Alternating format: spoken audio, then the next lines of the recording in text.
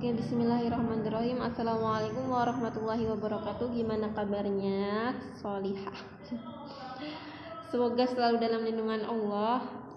Oke, sengaja Ustazah buatin video dulu sebelum besok kita belajar. Tujuannya karena ini pembahasannya panjang dan lumayan banyak. Ya, tujuannya biar Antuna paham duluan sebelum saya jelasin besok. Jadi besok tinggal menguatkan pemahaman Antuna. Pembahasan kali ini masih ada sambungannya sebenarnya sama pembahasan Nahwu Wadih jilid 1. Kalau di Nahwu jilid 1 kan kita dulu sudah pernah belajar an-nawasib al-arba'ah, macam-macam huruf nasab yang 4 yaitu an-lan, idan, kai. Tugasnya adalah menasabkan fi'il mudhari setelahnya. Jadi fi'il mudhari itu asalnya marfu atau domah, karena ada an-lan, idan, kai maka berubah menjadi mansub atau fathah gitu.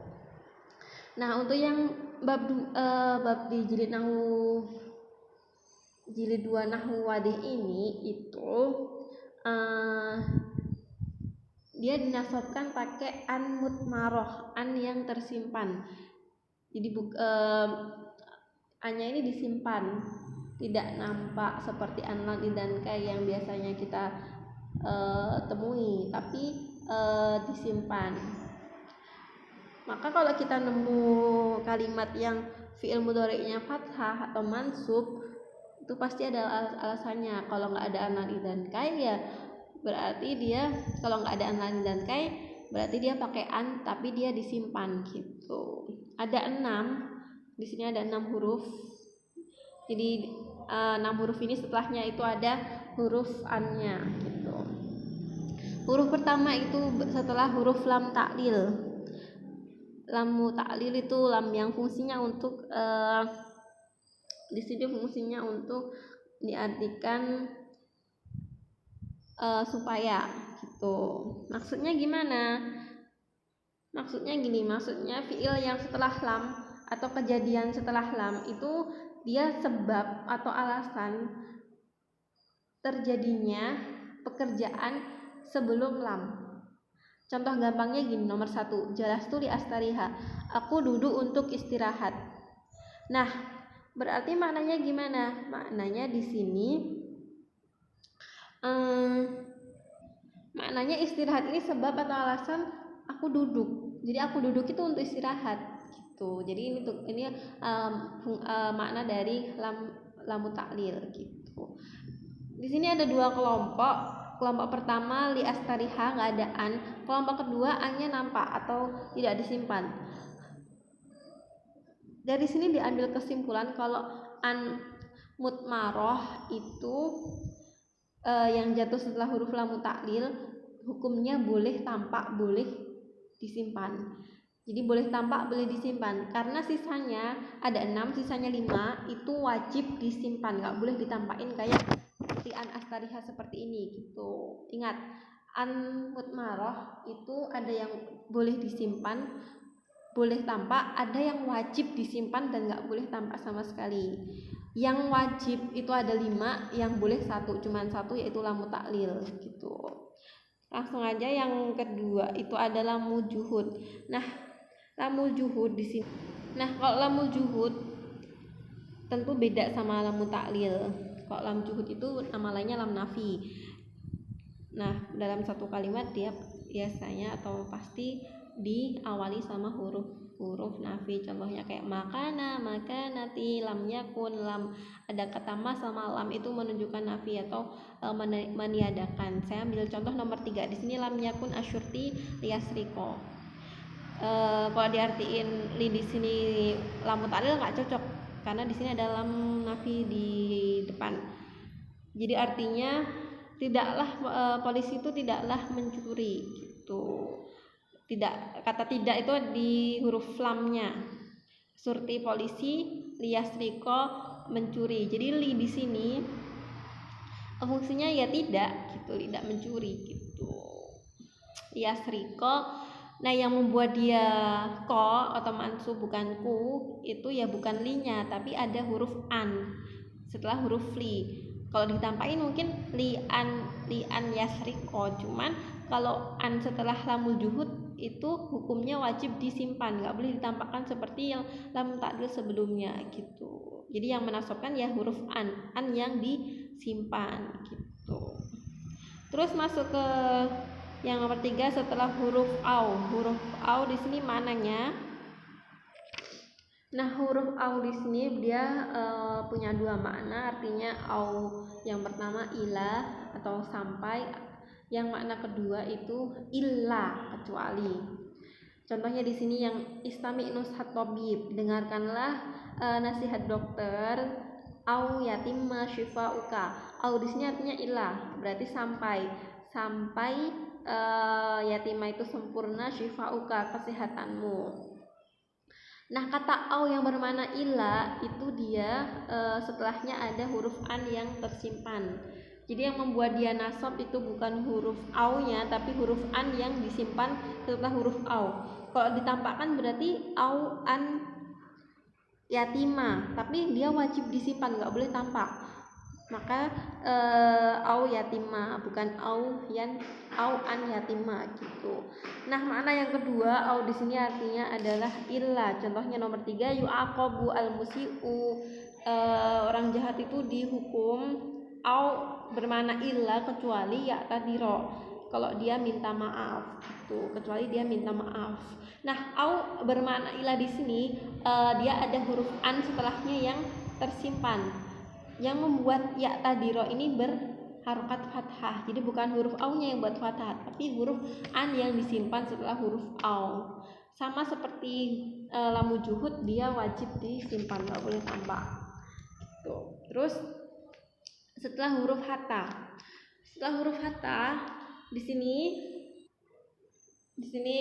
gampang banget, karena ya kalau kita nemu huruf hatta pasti setelahnya kita harus harokati fi'il mudhari'nya dengan harokat fathah, karena memang ada huruf an yang tersimpan setelah huruf hatta. Contohnya di sini la taqul, janganlah makan sampai hatta tajua, engkau lapar. Jadi jangan makan sampai kamu lapar gitu.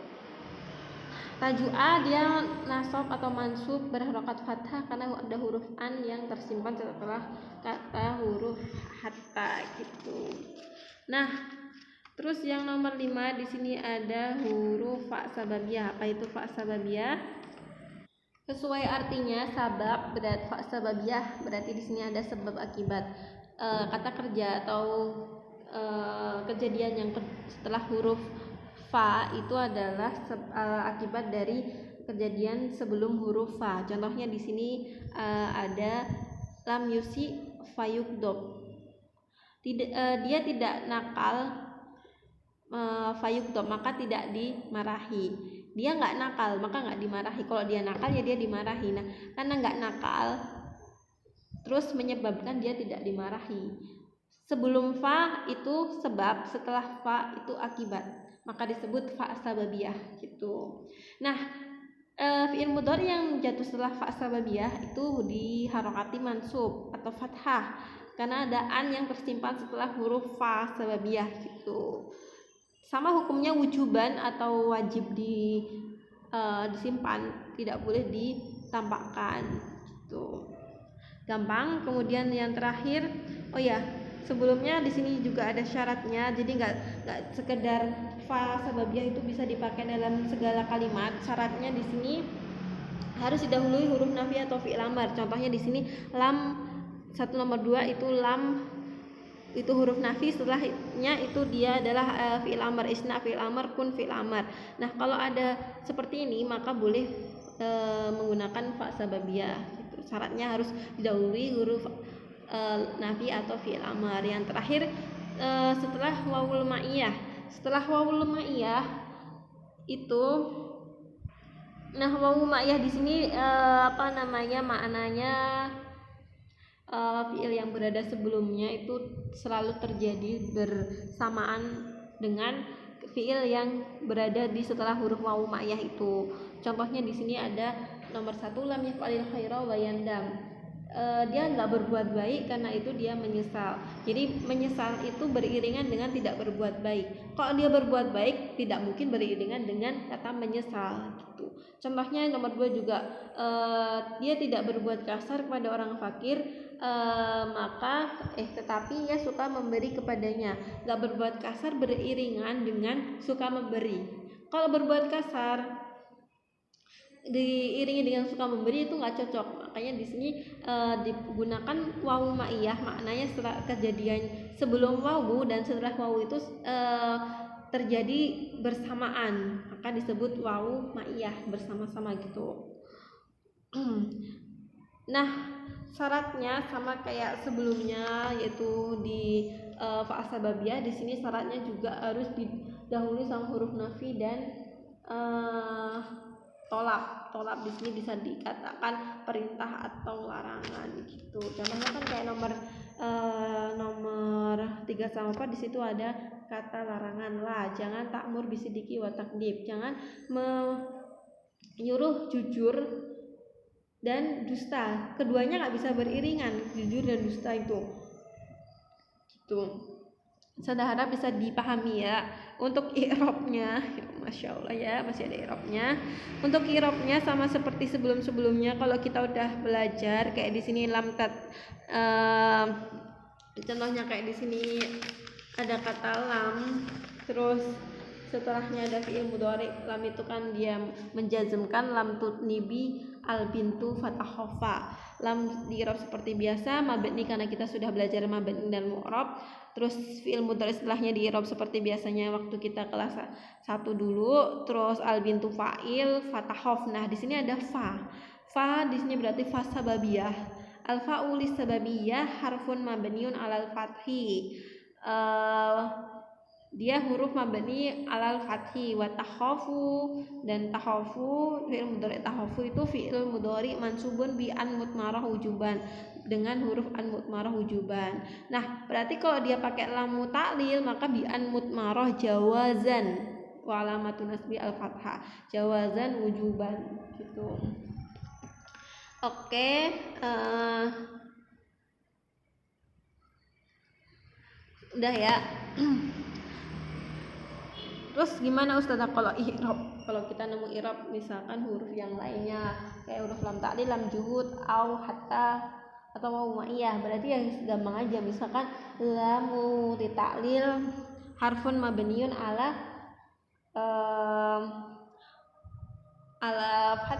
kasri ya gitu. Terus atau lamu juhud ya sama aja, lam lil juhud atau lamul juhud mabni harfun mabni ala kasri gitu. Terus au ya kita tulis aja au harfun mabniun ala sukun, kemudian hatta harfun mabniun ala sukun, kemudian wawu ma'iyah berarti wawu lil ma'iyah harfun mabniun ala fathi gitu.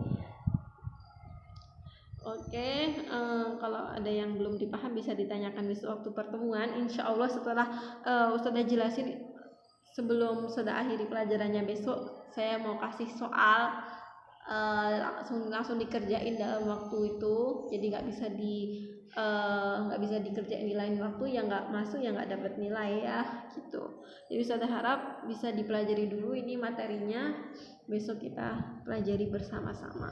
Sekian dari Ustazah, kalau ada yang sulit dipahami Ustazah mohon maaf. Semoga bermanfaat. Jazakumullah khair. Wassalamualaikum warahmatullahi wabarakatuh.